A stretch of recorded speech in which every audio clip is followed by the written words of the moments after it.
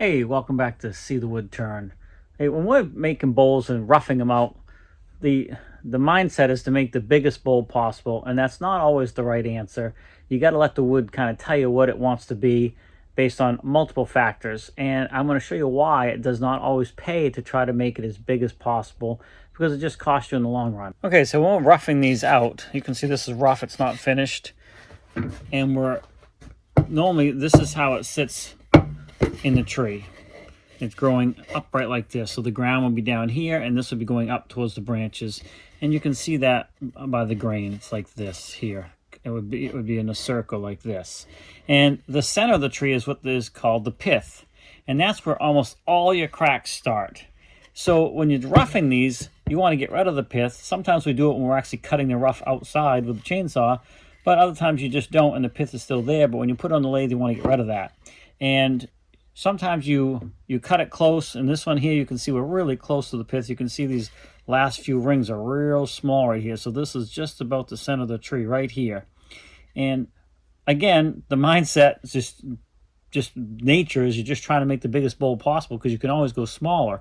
However, if you don't get rid of enough of that pith and cut it back far enough, you end up causing yourself a bigger headache, and I'm going to show you some examples of that. In this case here, it worked out all right. We're pretty close, but it's a small bowl, but everything looks good. You can see even better on this side here how close we are to the pith. That first ring right there is pretty small.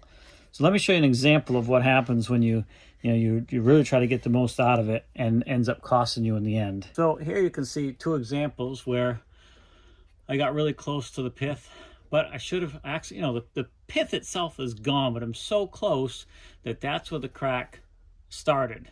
And now we have a situation where the crack goes all the way down to here. So I have a couple choices.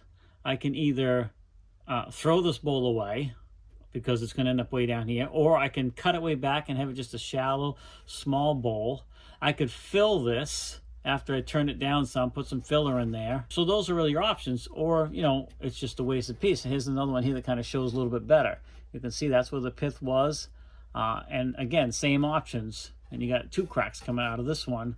Either toss this away, fill this with some two-part epoxy with some color if you want, or cut the bowl way down when it's on the lathe, so all this is being wasted and thrown away now.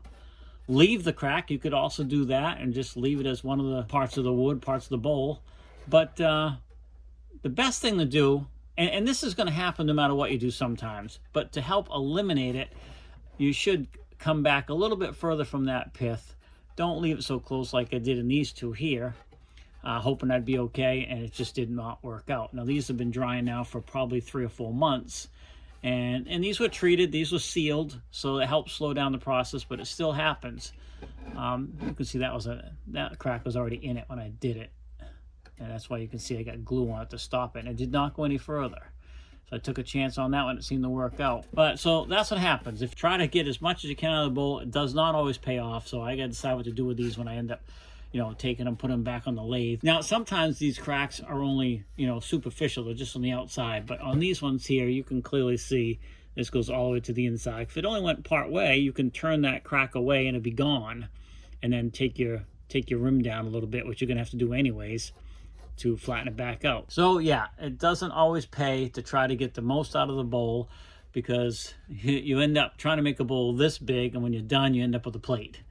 If you don't want to keep the crack at all. So another good reason to get down below that pith a little bit further, and that's going to lessen the chance of getting cracks in those spots. Now, sometimes it's going to happen no matter what, and sometimes it won't happen at all. That's just a good rule of thumb. Get away from the pith, help cut down your cracking. Hey, don't forget to swing over to the website, seethewoodturn.com, and we'll see you in the next video.